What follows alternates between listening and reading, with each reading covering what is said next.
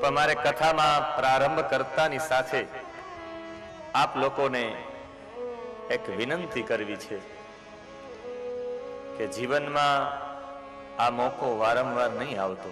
ભગવાન વારંવાર તમને બોલાવતા નથી,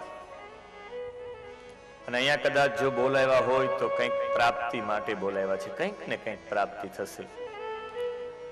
એટલે 7 દિવસ સુધી જે પોતાના સર્વે કામ છોડીને અહીંયા આવ્યા છે, તો અહીંયા કથા દરમિયાન ગૌણ વસ્તુ અને મુખ્ય વસ્તુને ધ્યાનમાં લઈ કથાના માધ્યમથી હું અહીંયા પ્રયત્ન કરીશ.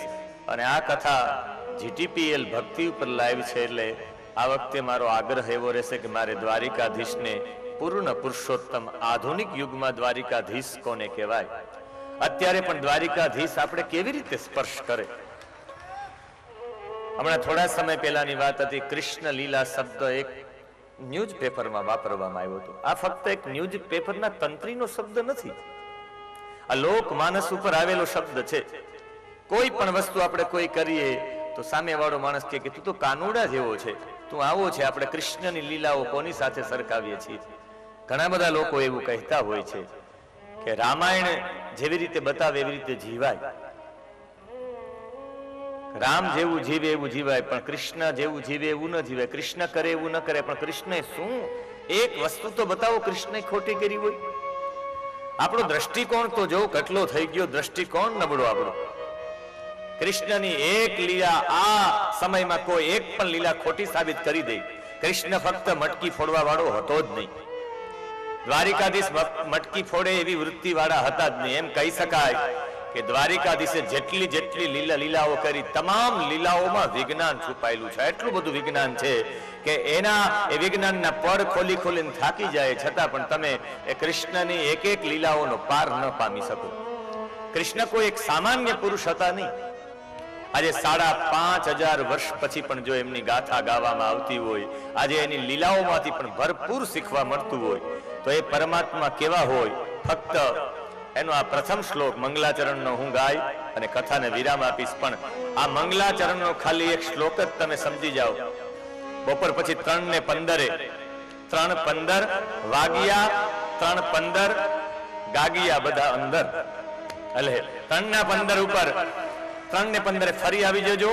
પણ અત્યારે આ પ્રથમ શ્લોક તમને કેટલો સ્પર્શે એ જોજો. તમારે વિચારવું પડશે કે દ્વારિકાધીશનું આખું ચરિત્ર કેવું છે. ખાલી એક પહેલા શ્લોકમાં આવવું હોય, કદાચ આની પર વિવરણ કરવા થાય આ પહેલા શ્લોક ઉપર તો 1 કલાક સુધીનું વિવેચન થાય. પણ ફક્ત એક સામાન્ય ઝાંખી કે પરમાત્માનું સ્વરૂપ કેવું છે, કેવા કૃષ્ણને અમે નમસ્કાર કરીએ છીએ, કૃષ્ણ કેવા છે, એના માટે સૌ પ્રથમ મહાત્મ્ય ગાયું છે પદ્મ પુરાણે. અને પદ્મ પુરાણના મહાત્મ્યમાં 6 અધ્યાય છે, 504 શ્લોક છે. એમાં સૌથી પ્રથમ કૃષ્ણની વંદના. કેવા કૃષ્ણ છે?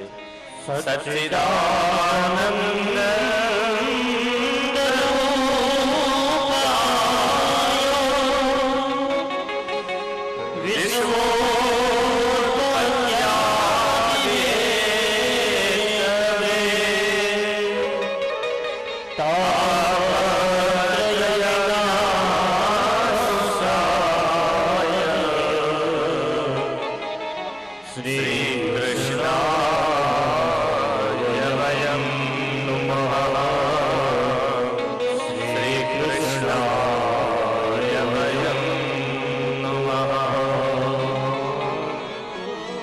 સચ્ચિદાનંદ રૂપાય. પહેલી વેલી આ પંક્તિ છે. ભગવાનનું રૂપ કેવું છે, ભગવાનનું સ્વરૂપ કેવું છે, ભગવાનની આકૃતિ કેવી છે, ભગવાનની પ્રકૃતિ કેવી છે, ભગવાનની કૃતિ કેવી છે. અને આ સચ્ચિદાનંદ રૂપાય ભાગવતજીનો મૂળ વિષય છે. આખું ભાગવતજી જોવા જાય તો સત કોને કહેવાય, ચિત્ત કોને કહેવાય ને આનંદ કોને કહેવાય એ સમજી લ્યો એટલે આખું ભાગવતજી આવી ગયું છે. ભગવાન સત સ્વરૂપ છે, ભગવાન ચિત્ત સ્વરૂપ છે ને ભગવાન આનંદ સ્વરૂપ છે. આપણે એમ થાય કે આ સત એટલે શું? સત એટલે સત્ય બોલવું નહીં. સત છે એ સત્ય બોલવું, એ સતનો એક ભાગ છે. સતનો મતલબ થાય દરેક જગ્યાએ જે મળી આવે એને સત કહેવાય. સર્વત્ર મળી આવે, સર્વ જગ્યાએ મળી આવે, તને જેને કહી શકાય અસ્તિત્વ સત. એટલે એક પણ જગ્યા એવી ન હોય કે જ્યાં સત ન હોય. સત હોય ત્યાં જ બધું સંભવિત છે, જડ વસ્તુ, ચેતન વસ્તુ. અને એ સતનો મતલબ થાય અસ્તિત્વ. આપણે અસ્તિત્વ પણ ન સમજીએ તો સતનો અર્થ થાય ધ સુપ્રીમ પાવર. આ દુનિયા જે ચાલે છે એ સતના આધારિત ચાલે છે. એ સત એનાથી પણ ન સમજીએ તો તમને એનાથી ઊંડાણમાં લઈ જાઓ કે જે સત એને કહેવાય જેમાંથી લઈ લેવામાં આવવા છતાં પણ કંઈ ઓછું ન થાય, જેમાં ઉમેરો કરવા છતાં પણ વધારો ન થાય, જેમાં જેટલો પણ તમે ઉમેરો કરો પણ એમાં વૃદ્ધિ ન થાય, જેમાંથી કંઈ લઈ લેવામાં આવે તો ઓછું ન થાય. એનું પ્રત્યક્ષ ઉદાહરણ છે સમુદ્ર. આ દરિયાની અંદર, સમુદ્રની અંદર એટલી બધી નદીઓ મળે કે વાત ન પૂછો. તો એ સમુદ્રમાં વધારો થતો નથી. સમુદ્ર ઓળંગીને જામનગરથી કંઈ આગળ આવીને મોટી ભલસાણ સુધી નથી આવ્યો, સોમનાથ મંદિરથી આગળ પણ નથી આવ્યો. ઉમેરો કરવા છતાં પણ વધારો નથી થતો. અને જેમાંથી કંઈક લઈ લેવામાં આવે છતાં પણ ઓછું ન થાય, એને કહેવાય ધ સુપ્રીમ પાવર, એને કહેવાય અસ્તિત્વ, એને કહેવાય સત. આ એટલો બધું ઓક્સિજન આપણે લઈએ છીએ, ક્યાં ઓક્સિજન ઓછું થયું? આને કહેવાય સત. વિજ્ઞાન એવું કહે છે કે એક સેકન્ડમાં, દર એક સેકન્ડે 42 લાખ ટન હાઇડ્રોજન છૂટો પડે છે. દર એક સેકન્ડે સૂર્યનારાયણમાંથી 42 લાખ ટન હાઇડ્રોજન છૂટો પડે.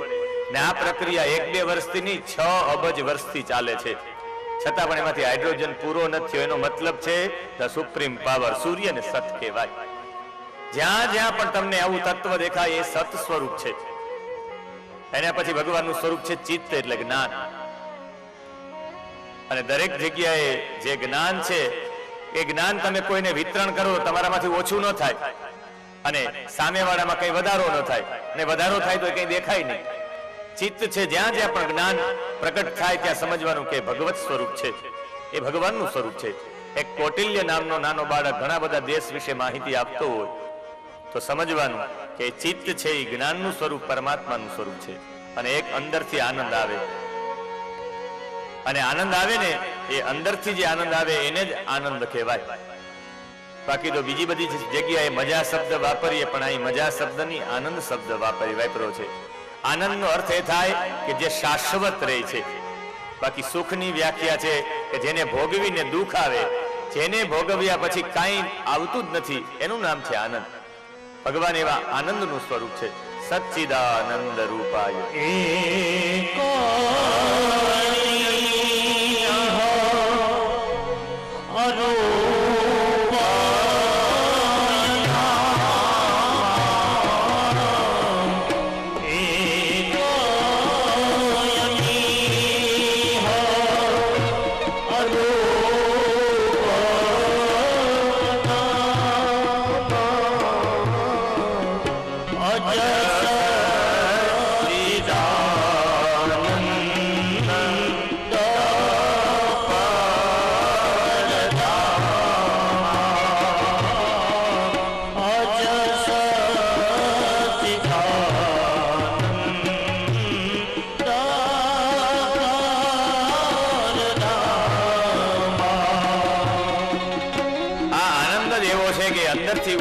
ઉમળકો ઉત્પન્ન થાય. 3 પ્રકારના આનંદ છે. એક નીતાલાદ, એક કૃતાહલાદ અને એક છે જાતાલાદ. એક તમને હસાવા વાળો હાસ્ય કલાકાર આવે, તમને વાતો કરે ને હસાવે ને તમને આનંદ પ્રાપ્ત થાય, એને નીતાલાદ કહેવાય. લઈ આવેલો આનંદ કહેવાય ધરારથી. તમે કંઈક કામ કરીને પછી તમને આનંદ થાય કે હાસ આ મારું કામ સક્સેસ થઈ ગયું, એને કૃતાહલાદ કહેવાય. કંઈક કરીને આનંદ પ્રાપ્ત થાય. અને એમનેમ જે આનંદ પ્રાપ્ત થાય ને એને જાતાહલાદ કહેવાય. આજે આ ગાગિયા પરિવારને અંદરથી આનંદ થયો એની પાછળનું કારણ છે, તમને કોઈ ધારાસભ્ય બોલાવે કે 2 દિવસ આવો મારી ઓફિસે, મારે તમને મળવું છે, તો તમે રાજી થઈ જાઓ. તમને આપણા રાજ્યના મુખ્યમંત્રી બોલાવે કે એક વખત તમે આવો 3 દિવસ સચિવાલયમાં મને મળવા માટે, તો તમે વિશેષ આનંદિત થાવ. કદાચ દેશના વડાપ્રધાન બોલાવે 5 દિવસ માટે, તો આપ એનાથી વિશેષ રાજી થાવ. પણ રાષ્ટ્રપતિ આવીને કહે કે 5-6 દિવસ રાષ્ટ્રપતિ ભવનમાં રોકાવા માટે આવો, એનો કોલ તમારી ઉપર આવ્યો તો આખા ગામમાં તમે ઠેકડાઓ લગાવો. પણ મને કહેવાની ઈચ્છા થાય કે જગતપતિ તમારી ઉપર કોલ કરે કે 7 દિવસ મળવા માટે મોટી ભલસાણ આવો, તો કેટલો આનંદ થાય. આ જગતપતિનો કોલ આવ્યો છે, દ્વારિકાધીશનો, કે આવી જાઓ તમે બધા 7 દિવસ માટે. અને 7 દિવસ માટે આપણે આનંદ કરીએ. આ જગતપતિનો કોલ આવ્યો એટલે એટલો બધો આનંદ છે.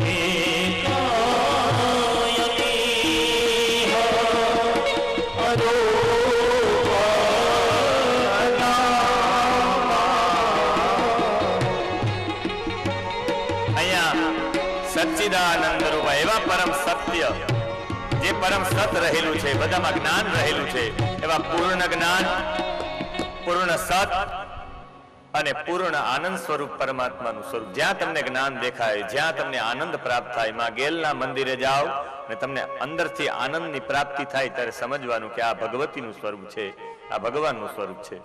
તમને ત્યાંથી પણ જ્ઞાનની પ્રાપ્તિ થાય ત્યારે સમજવાનું કે જ્ઞાન ભગવત સ્વરૂપ છે. અને તમને ક્યાંક પણ સત દેખાય, જ્યાં ઉમેરો કરવા છતાં, વધારો કરવા છતાં પણ, ઉમેરો કરવા છતાં પણ વૃદ્ધિ ન થાય ને લઈ લેવામાંથી પણ ઓછું ન થાય, એ તત્વને સત્ય તત્વ કહેવાય, સત તત્વ કહેવાય. ભગવાનનું આ સ્વરૂપ છે. ભગવાન વિશ્વની ઉત્પત્તિ કરે, એનું પાલન કરે, છેલ્લે પોષણ પણ કરે ભગવાન, અને છેલ્લે એનો સંહાર પણ કરે. અને આ દુનિયામાં જેટલા પણ તાપ છે, આધિદૈવિક, આધિભૌતિક અને આધ્યાત્મિક, ત્રણેય તાપ હરનારા પરમાત્મા છે. એવા શ્રી કૃષ્ણ, રાધા સહિત શ્રી કૃષ્ણને અમે બધા સ્તુતિ કરીએ છીએ, વંદના કરીએ છીએ. અને બીજા નંબરના શ્લોકમાં વક્તાની વંદના છે. અને એ વક્તાની વંદનામાં શુકદેવજીની વંદના છે. અને એ શુકદેવજીની વંદના કરી અને નૈમિષારણ્યના ક્ષેત્રમાં 88,000 ઋષિઓ ભેગા થયા. અને 88,000 ઋષિઓ એ સાથે મળીને જે મંથન કર્યું એ બીજું કઈ નહીં, આપણા પુરાણો છે. આપણા પુરાણો, આપણા શાસ્ત્રો. અને આ શાસ્ત્રોની રખાવટ એટલી બધી કરી છે આપણા ઋષિ મુનિઓએ કે એને વંદના કરવી પડે. એ નૈમિષારણ્યમાં 88,000 ઋષિઓ ભેગા થઈને શું સંશોધન કર્યું, આજનું વિજ્ઞાન એનો જવાબ ન આપી શકે. મારે બપોર પછીના સત્રમાં આ ઋષિઓનું મનોમંથન થઈને ઋષિઓએ આપણે જે આપ્યું છે એના વિશે મારે થોડીક મૌલિક ચર્ચા કરવીને પછી પ્રવેશ કરવો છે મહાત્મ્યમાં. આજનું વિજ્ઞાન જો કરી શકતું હોય તો એટલું કરી બતાવે. ભાગવતજીમાં ચરિત્ર આવે છે ઈલાનું. ઈલા નામની કન્યા હોય, સુદ્યુમ્ન નામનો પુરુષ બની જાય એમાંથી, અને એ સુદ્યુમ્ન પુરુષ બની જાય, પાછો સ્ત્રી બની જાય, જેમાંથી સૂર્યવંશ ને ચંદ્રવંશ અલગ થયા છે, એમાંથી ચંદ્રવંશ ચાલ્યો છે આગળ. એ ઈલાને વરદાન આપ્યું હતું અંતિમ વશિષ્ઠએ કે 1 મહિનો તું પુરુષ રહીશ ને 1 મહિનો તું સ્ત્રી રહીશ. 1 મહિના સુધી પુરુષ રહેવું ને 1 મહિના સુધી સ્ત્રી રહેવું, ઓપરેશન વિના, દવા વિના. સંશોધનનો વિષય છે. બીજો સંશોધનનો વિષય, વ્યાસજીએ સંજયના મસ્તક ઉપર હાથ મૂકીને કહ્યું કે તું મહાભારતનું યુદ્ધ જોઈ શકીશ નહીં, ત્યાંના લોકો બોલે સાંભળી શકીશ નહીં, ત્યાંના સૈનિકોના મનમાં જે વિચારો હશે એ તું જાણી શકીશ. આજનું અત્યારે લાઈવ ટેલિકાસ્ટ થાય છે જીટીપીએલ ભક્તિ ઉપર, અહીંયાનું લોકો ઘરે બેસીને જોઈ શકે, અહીંયાથી જે બોલેલું છે ત્યાં સાંભળી શકે. પણ આજનું વિજ્ઞાન તમારા લોકોના મનમાં શું વિચાર ચાલે છે એ જીટીપીએલ ઉપર ન બતાવી શકે. આ ફક્ત ને ફક્ત વ્યાસજીની પરંપરા હતી. વ્યાસજીએ મસ્તક ઉપર હાથ મૂકીને સંજયને કહ્યું હતું કે ત્યાંના લોકોના મનના વિચારો પણ જાણી શકીશ. એટલે વિજ્ઞાનને હજુ ત્યાં પહોંચવું બાકી છે. એટલે નૈમિષારણ્યમાં ઋષિઓ એકત્રિત થઈ અને કઈ ચર્ચા કરે છે, શું ચર્ચા કરે છે, શા માટે ચર્ચા કરે છે, એ બરાબર 3:15 આપણે બધા અંદર બરાબર 3:15 વાગે આપણે ફરી આ પંડાલમાં એકત્રિત થશું. કારણ કે 2:15 વાગવામાં 5 મિનિટની વાર છે, એટલે 2 કલાક આપણી પાસે છે. એમાં ભોજન થઈ જાય, થોડા સ્વસ્થ થઈ જાય. બરાબર 3:15 તમે આવશો કે નહીં આવો, પણ હું 3:10 વ્યાસપીઠ ઉપર હોઈશ. કારણ કે તમે લોકો જે બનાવી ન શકો એ બગાડી ન શકો. આપણે સમય બનાવી ન શકતા એટલે બગાડી ન શકતા. એટલે એકદમ રાઈટ ટાઈમ ઉપર હું આવી જાય. આપ પણ પધારશો એવી મહેચ્છા સાથે ગાગિયા પરિવાર સમસ્ત અહીંયા પટાંગણમાં બેઠું છે. તો 7 દિવસ સુધી માં ગેલના ખોડામાં આપણે બેઠા છે અને માં ગેલ આપણા ઉપર વાલ કરવા માટે હાથ ફેરવે છે. એ હેતુથી 7 દિવસ અહીંયા જ એક આસન ઉપર જે બની શકે તો મારે ગાગિયા પરિવારમાંથી 7 દિવસની કથા દરમિયાન 7 એવા શ્રોતા જોઈએ કે એક આસન ઉપર આખી સંપૂર્ણ પરીક્ષિતની જેમ કથા સાંભળે. અને કથાનું મહત્વ ત્યારે જ બને જેમ વક્તા એક આસને બેસે એમ શ્રોતા પણ એક આસને બેસે. અને એ શ્રોતા એક આસન ઉપર બેસે. હું આપ લોકોને વિનંતી સાથે કહું છું કે કદાચ આ 7 દિવસની કથામાં છેલ્લે અંતિમ દિવસે તમે મને કહેજો, તમારે સ્પષ્ટતા સાથે કહેવાનું કે આપની કથામાં અમને આનંદ નથી આવ્યો, તો એ દિવસથી હું વ્યાસપીઠ ઉપર બેસવાનું છોડી દઈશ. પણ 7 દિવસ તમે કથા સાંભળવા માટે ખાલી બેસો. ખગોળ, ભૂગોળ, વિજ્ઞાન એક વિષય એવો બાકી નહીં હોય જે વ્યાસપીઠથી રજૂ નહીં થાય. કારણ કે ભાગવતજી જેટલો ખજાનો છે મોટો. એટલે વિનંતી છે, સંકલ્પ કરીને 7 દિવસ ગેલના ખોડામાં બેસી જાજો. આ ગેલ માનો હાથ તમારી પર 7 દિવસ ફરવા માટે આવ્યો છે. બધા જે પોતાના ધંધા પાણી મૂકીને જે ભાગ્યા, પોતાના ધંધા પાણી મૂકીને જે ભાગ્યા એ ગેલના ગાગ્યા. અત્યારે ધંધા પાણી બધા છોડીને ભાગ્યા વલસાડ તરફ. એટલે 2 મિનિટ માટે સંકીર્તન સાથે કથાને વિરામ.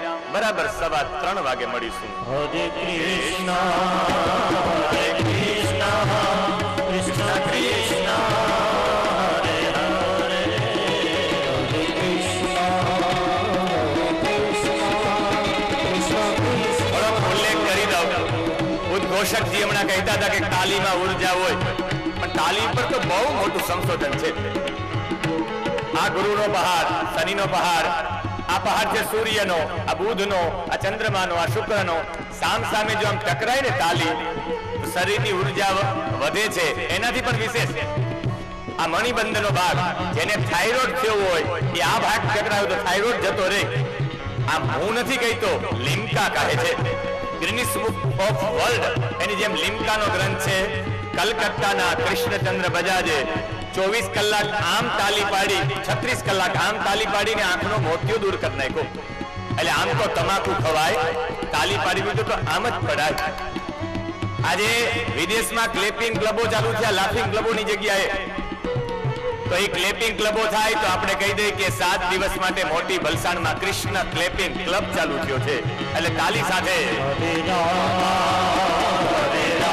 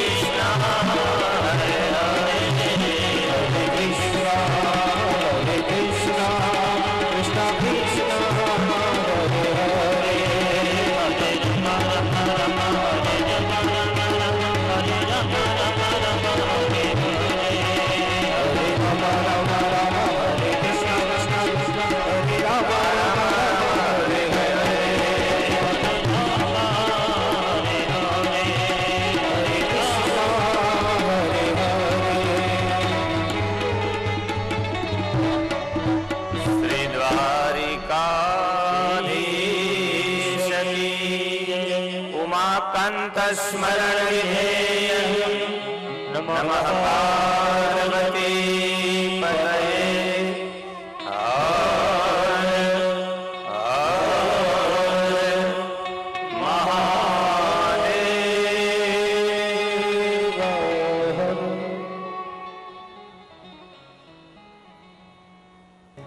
જ્ઞાનીઓ, ભાગવતજીને તથા ભગવત ભક્તોને વંદન સાથે સૌને જય મુરલીધર.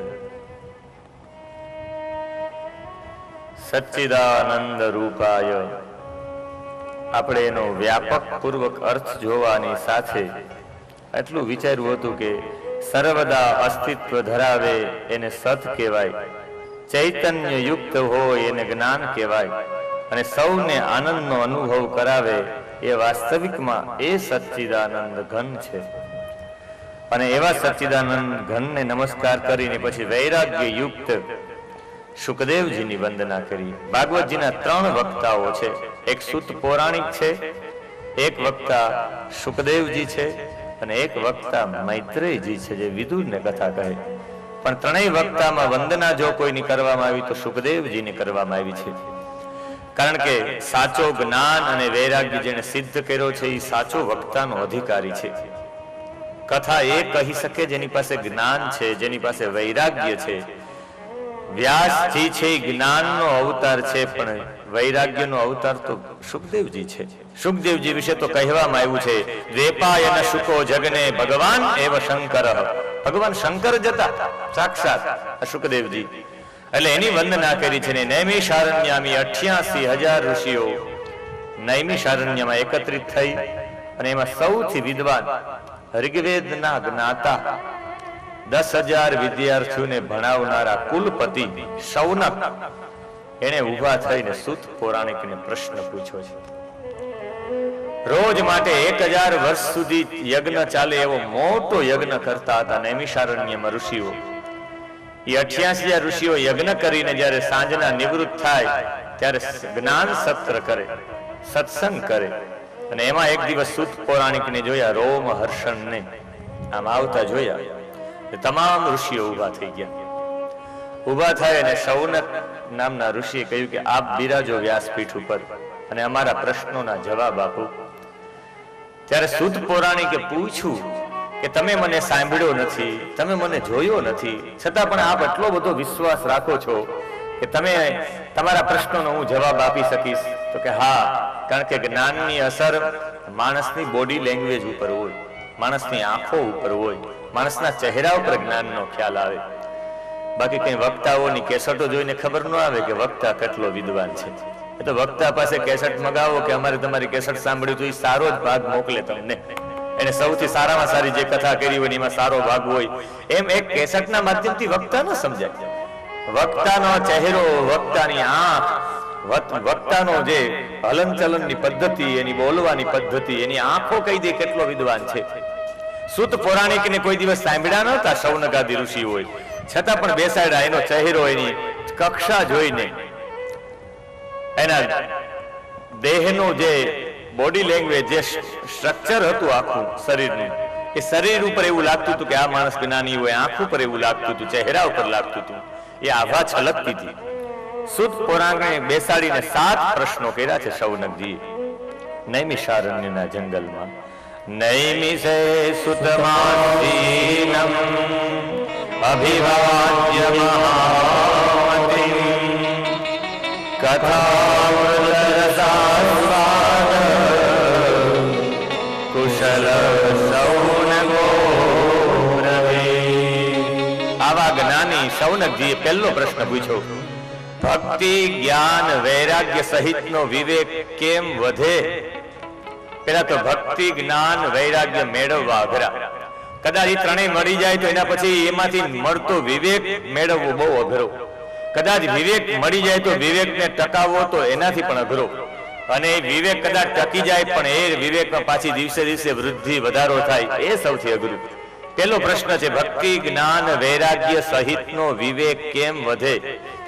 બીજો પ્રશ્ન હતો કે આ જેટલા પણ જન્મે છે આ લોકો બધા માયાથી પીડાય જ છે.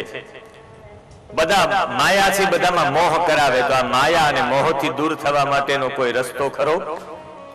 ત્રીજો પ્રશ્ન પૂછ્યો કે ઇન્દ્રિયો ભોગ ભોગવીને દુખિત થાય છે, છતાં પણ ઇન્દ્રિયો ભોગ ભોગવતા માટે થાકતી નથી. આ હાથને ગમે એટલું તમે કામ કરાવડો, આ હાથને એમ થાય જલ્દી કંઈક લઈ લઉં, જલ્દી કંઈક કરી લઉં. આ ઇન્દ્રિયોને સંતોષ નથી. આ આંખને સંતોષ નથી, એમ થાય કે હજુ જોઈ લઉં. ભગવાન મોતી આપી દે કે હવે જગત નથી જોવાનું, હવે જગદીશ્વરને જો, તો પણ આપણે જોવા માટે દોડીએ છીએ.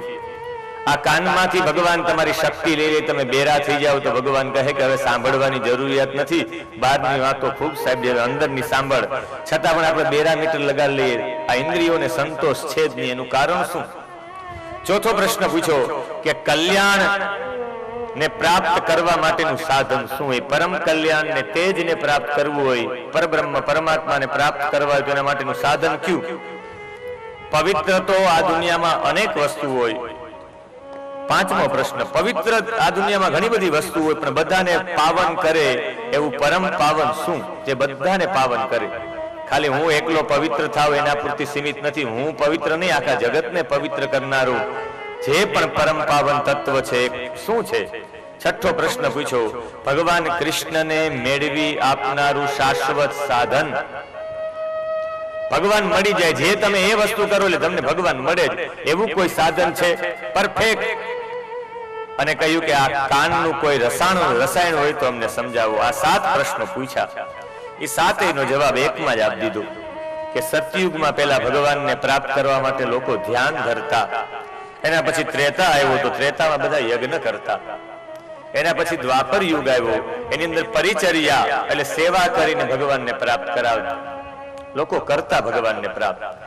અને આ કલિકાલમાં ભગવાનનું કીર્તન જ ભગવાનની પ્રાપ્તિ કરાવે છે. આ સાધન હંમેશા કાલ અનુસાર હોય. ઉનાળામાં કેવા કપડા પહેરવા, શિયાળામાં કેવા કપડા પહેરવા અને ચોમાસામાં કેવા કપડા પહેરવા, ઋતુ અનુસાર હોય. તો અહીંયા પણ કાળ અનુસાર સાધનો હોય અને એક જ સાધન હંમેશા છે. બધો કલયુગ હોય, સતયુગ હોય, ત્રેતા હોય કે દ્વાપર હોય, પણ સૌથી મહત્તા જો વધારે કોઈની હોય તો એ ફક્ત ને ફક્ત ભગવાનનું નામ છે. જેવી રીતે